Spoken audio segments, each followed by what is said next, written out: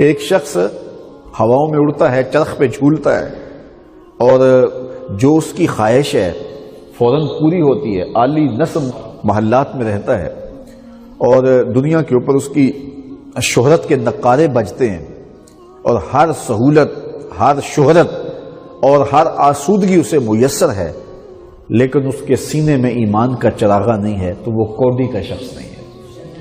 اور ایک شخص جھونپڑی میں رہتا ہے، کھانے کے لیے کبھی نان شبینہ میسر نہیں بھی آتا ہے، کبھی آ جاتا ہے، پہننے کے لیے لباس بھی پورا دستیاب نہیں، پیبند لگے کپڑے ہیں، معاشرے میں اسے کوئی جانتا بھی نہیں ہے، لیکن سینے میں ایمان کا چراغ روشن ہے، تو وہ کائنات کا خوش نصیب شخص ہے۔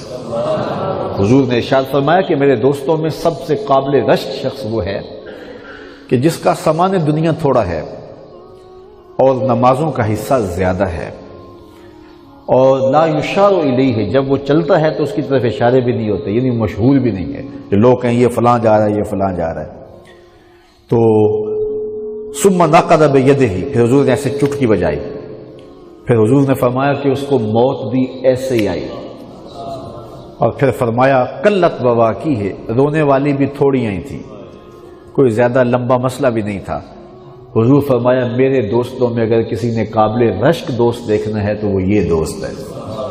تو اصل دولت یہ ہے، یہ اگر نصیب ہو گئی تو کچھ بھی نہیں ہے تو سب کچھ ہے، اور اگر یہ نہیں ہے تو چرخ پہ جھولتا بھی ہو، ہر آسودگی قدموں میں بچھی ہوئی ہو، اور ہر شہرت اور ہر بہار اس کو میسر ہو، لیکن اس کے پلے کچھ بھی نہیں ہے، چونکہ سب سے بڑی دولت ایمان۔ یہ بات ذہن میں رکھیں، بارہا کہہ چکا ہوں کہ دنیا پر سب سے بڑی دولت ایمان ہے، اور آخرت میں سب سے بڑی دولت دیدار الہی ہوگا۔ جو یہاں ایمان سے محروم رہا اور آخرت میں دیدار الہی سے محروم رہا، وہ حقیقی محروم ہے۔ اور جسے اس دنیا کے اوپر ایمان کی دولتیں مل گئیں اور اللہ تعالیٰ پر توکل مل گیا تو وہ بہت بڑی دولت ہے۔ اگر دنیا کی دولتیں کم بھی ہیں تو کوئی بات نہیں ہے، بلکہ حضرت سیدنا علی المرتضی رضی اللہ تعالیٰ عنہ سے ایک روایت ہے کہ حضور نے ارشاد فرمایا جو اللہ کے دیے گئے تھوڑے رزق پہ راضی ہو گیا، اللہ قیامت کے دن اس کے تھوڑے عملوں پہ راضی ہو جائے کہ میرے بندے تو بندہ ہو کے راضی ہے، تجھے تو ضرورت تھی لیکن تو پھر بھی راضی ہو گیا، شکر ہے مالک تیرا شکر ہے، تو ضرورت مند ہو کے راضی ہو گیا اور مجھے تو تیرے عملوں کی ضرورت بھی نہیں ہے۔ تو جو اللہ کے دیے گئے تھوڑے رزق پہ راضی ہو گیا، اللہ تعالیٰ قیامت کے دن اس کے تھوڑے عملوں پہ راضی ہو جائے گا۔ تو اصل دولت ایمان ہے۔ اس لیے خندق کھودتے صحابہ کو جب حضور نے دیکھا نا تو ان پہ پیار آیا، تو یہ نہیں کہا کہ انہیں محلات مل جائیں، انہیں دنیا کی دولت بہت ساری مل جائے، بلکہ فرمایا اللہم ان العیش عیش الآخرہ فاغفر للانصار والمہاجرہ، اے اللہ زندگی تو آخرت کی زندگی ہے، میرے ان انصار کو بھی بخش دے، میرے ان مہاجروں کو بھی بخش دے۔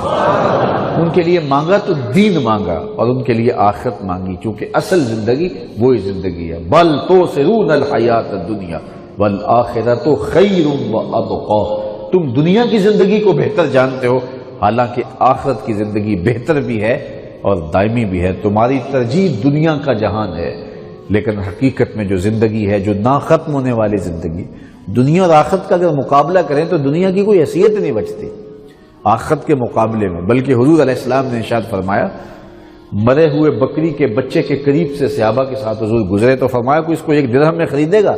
اور صحابہ نے عرض کی حضور اس کو تو کون 1 درہم میں خریدے گا، اس کی تو کوئی قیمت ہی نہیں ہے۔ تو فرمایا کہ اللہ تعالیٰ کی نظر میں دنیا کی اتنی قیمت بھی نہیں ہے، ایک بکری کے مرے ہوئے بچے کو کوئی 1 درہم میں خریدنے کے لیے تیار نہیں ہے، لیکن پھر بھی اس کی کوئی اہمیت ہوگی، کسی کام آ سکتا ہے، لیکن کہا کہ دنیا کی قدر و قیمت اللہ کی نظر میں اتنی بھی نہیں ہے، بلکہ فرمایا اگر اللہ کی نظر میں مچھر کے پر کے برابر بھی دنیا کی قیمت ہوتی تو وہ کافر کو 1 گھونٹ پانی کا نہ دیتا۔ تو یہ اللہ تعالیٰ جل شانہ نے آزمائش رکھی ہے دنیا، یہ مومن کو بھی ملتی ہے اور کافر کو بھی ملتی ہے، اور آخرت جو ہے وہ صرف مومن کا حصہ ہے، اس میں کافر کا کوئی حصہ نہیں ہے۔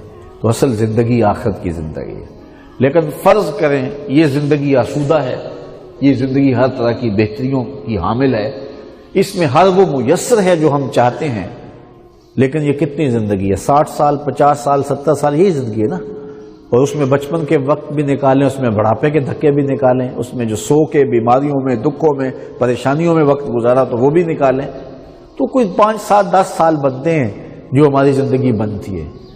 اب اس زندگی کے مقابلے میں آپ 60 سال ہی لگا لیں. جو آخرت کی زندگی ہے اس کا صرف ایک دن یوم قیامت قرآن بتاتا ہے 50,000 سال کا ہوگا. 50 سال کا نہیں، 50-100 سال کا نہیں، 50,000 سال کا ایک دن. اور یہ ساری زندگی 50-60 سال کی.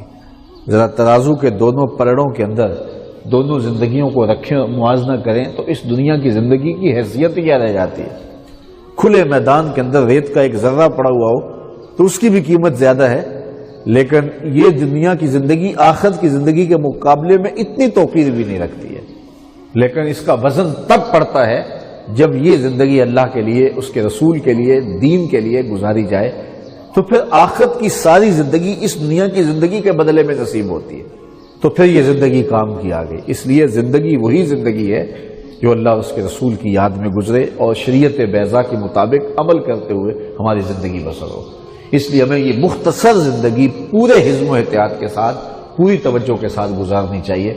حضرت داتا گنج بخش علی حجویری علیہ رحمہ کے پیر شیخ قتلی ایک جملہ فرمایا کرتے تھے، دنیا یومن ولنا فیہا صومن. دنیا ایک دن ہے اور ہم روزہ رکھ کے گزار رہے ہیں. تو یہ تھوڑا سا وقت جو ہے اس کو صبر سے، شکر سے، حوصلے سے روزہ رکھ کے گزار لیں. بوائی کا موسم ہے، آخرت کٹائی کا موسم ہے. تو اللہ اس بوائی کے موسم میں ہمیں تخم عمل ڈالنے کی توفیق دے. دین کی بات پھیلانا صدقہ جاریہ ہے. ثواب کی نیت سے ویڈیو کو شیئر ضرور کیجیے. جزاک اللہ.